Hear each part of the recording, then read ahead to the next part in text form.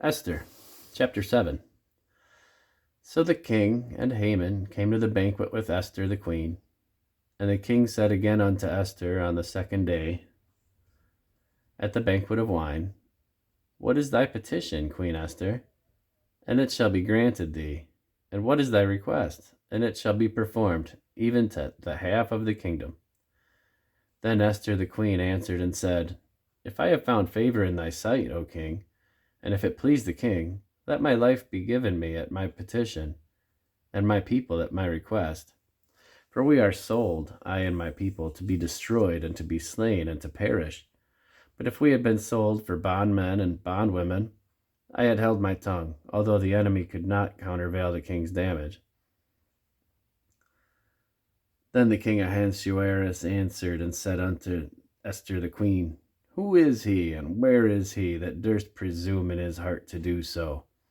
And Esther said, The adversary and enemy is this wicked Haman. Then Haman was afraid before the king and the queen. And the king, arising from the banquet of wine in his wrath, went into the palace garden. And Haman stood up to make request for his wife to Esther the queen, for he saw that there was evil determined against him by the king.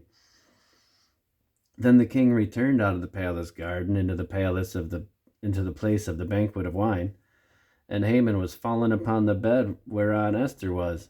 Then the king said, Will he force the queen also before me in the house? And as the word went out of the king's mouth, they covered Haman's face. And Harbona, one of the chamberlains, said before the king, Behold, also the gallows 50 cubits high, which Haman hath made for Mordecai, who had spoken good for the king, standing in the house of Haman. Then the king said, Hang him thereon. So they hanged Haman on the gallows that he had prepared for Mordecai. Then was the king's wrath pacified.